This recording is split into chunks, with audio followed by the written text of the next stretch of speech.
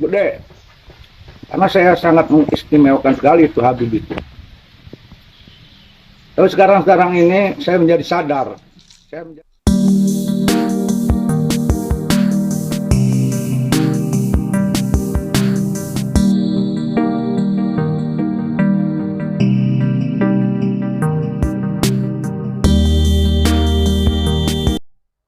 Assalamualaikum warahmatullahi wabarakatuh. Alhamdulillah wa syukrulillah nahmaduhu wa nasta'inuhu wa nastaghfiruhu min syururi anfusina wa min sayyiati a'malina wa min nazaghati syaitani wa tauhimi. Asyhadu an la ilaha illallah al-malikul haqqul mubin wa asyhadu anna Muhammadar Rasulullah shadiqul wa'dil amin. Allahumma salli wa sallim ala sayyidina Muhammad wa ala ali sayyidina Muhammad, amma ba'd. Saudara-saudaraku sebangsa setanah air yang kami cintai, yang kami banggakan, yang kami muliakan, dimanapun Anda berada, berjumpa kembali dengan kami channel Bejo Dunyo Akhirat. Sak bejo-bejane wong kang lali isih luwih bejo, wong kang eling lan waspada. Tetap NKRI harga mati. Berikut adalah pengakuan Buya Yusuf dari Banten. Kalau kita mendengarkan pengakuan beliau, ternyuh rasanya hati ini. Air mata seakan-akan pengen meleleh. Beliau bercerita dulu itu sering mendatangkan Habib di saat acara pondok-pondoknya. Dan beliau juga bercerita, berkisah, mendatangkan Habib itu biayanya itu ya terbilang lumayan. Mulai transit di hotel, ada permintaan seperti itu, terus ya bisyarah ya lumayan besar gitu.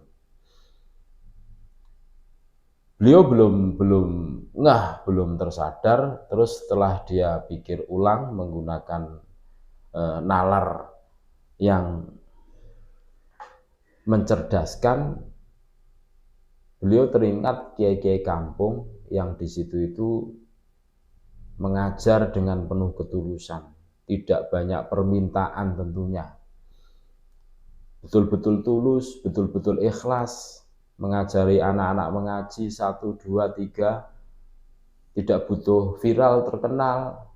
Kiai-kiai kampung, ada orang meninggal, mereka yang mensolati, dimintai tolong orang-orang sekitar, yuk kiai kampung yang bertindak.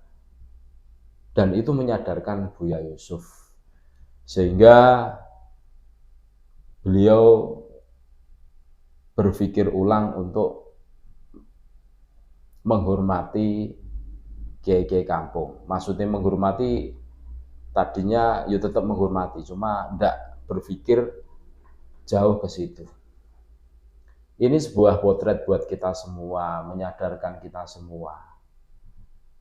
Banyak kiai-kiai kampung yang ada di sekitar kita yang banyak jasa, terus di situ itu sering kita mintai pertolongan, terus tidak banyak tuntutan, penuh dengan ketulusan. Nah, ini loh yang harus kita perhatikan. Jangan sedikit-dikit kita ngundang Habib, apa tidak boleh? Boleh, silahkan. Tapi ingat, kita harus berpikir ulang bahwa ada orang-orang yang di situ harus kita hormati, kita muliakan. Siapa? Kiai kampung. Kita dengar penjelasan Buya Yusuf dari Banten. Siapkan tisu. Ini bulan Mulud, biasanya saya di pondok saya kalau Muludan itu dari dulu itu ya, undangnya Habib, karena di mata saya itu tua, luar biasa, hebat lah, dunia Nabi Muhammad SAW. Sehingga saya melupakan kiai-kiai lokal, kiai-kiai di kampung. Bahkan kalau ke Habib, saya biasanya kasih uang amplopnya juga, ya amplopnya gede. Karena saya sangat mengistimewakan sekali itu Habibie. Terus sekarang ini saya menjadi sadar, saya menjadi merasa berdosa dan menjadi merasa malu saya.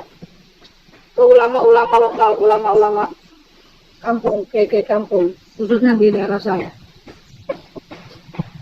Saya makin kesini berpikir, saya ingin merasa menjadi orang yang tidak tahu diri, tidak tahu berterima kasih.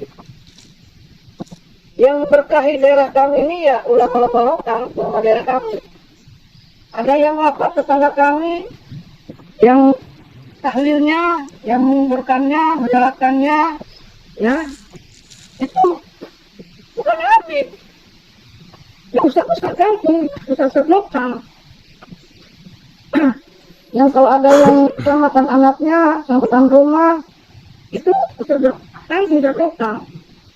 Kalau ada bencana, yang baca Yasin, yang istighosa, ya ustaz kampung, ustaz lokal.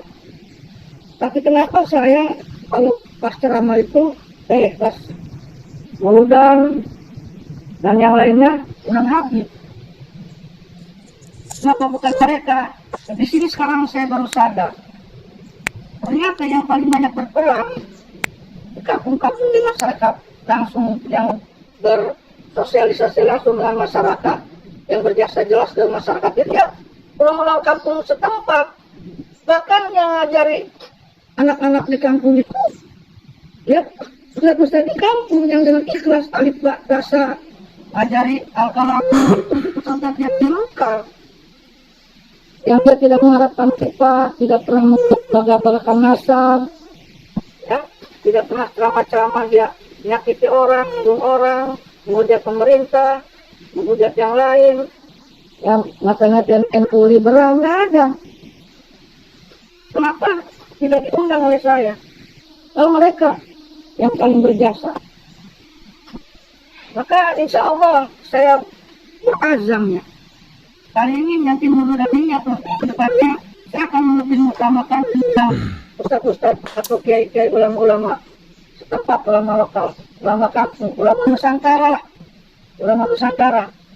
Karena makin kesini makin terbuka oleh saya. Mereka lah sesungguhnya yang paling berinteraksi langsung dengan masyarakat. Dari hal-hal yang kecil, yang itu saya bilang tadi. Ketika ada kematian, ya, dari mulai awal sampai ujungnya 40 sampai kalau mereka menguburkan, antar kami ke kuburan, itu mereka tanpa minta uang dan imbalan. Bahkan ngaji-ngaji di kuburan itu, di makom-makom, itu mereka. Jadi saya sekarang harus menebus dosa dan kesalahan saya. Walaupun saya dulu tidak merendahkan, menghinakan mereka, tetapi di sini semacam ada skala prioritas, lebih prioritaskan Habib yang di mata saya sangat luar biasa. Tetapi ternyata setelah saya evaluasi dari hari ke hari, dari bulan ke bulan, ternyata yang lebih banyak berjasa yang membantu masyarakat adalah ulama setempat di kampung yang katanya sarungan itu, yang kalau ceramah tidak minta upah, tidak minta neko-neko, ya, tidak minta tidur di hotel yang mewah-mewah, yang ada fasilitas kolam renang, nggak ada. Itu sudah saatnya saya untuk mengangkat harkat martabat derajat ulama-ulama setempat, ulama lokal, ulama kampung, khususnya di Banten. Banyak kok di Banten ini penceramah yang asli orang Banten. Banyak juga di luar Banten ulama-ulama Nusantara yang bukan Habib, yang lebih bermutu, lebih berkualitas, yang tidak minta uang berlebihan. Ya, kenapa tidak kami angkat derajat mereka? Sebagai bukti terima kasih kami kepada mereka. Sudah saatnya ulama-ulama Nusantara, ulama lokal, ulama pribumi, kiai kampung, ustaz kampung ini diangkat derajatnya. Karena sudah mereka lah yang paling berjasa ke setempat, daerah setempat. Oleh karena itu, saya mengajak menghimbau saudara-saudara saya, ayo angkat harkat derajat dan martabat ulama-ulama kita, ustaz-ustaz kita, ustaz yang katanya ustaz kampung ke sarungan.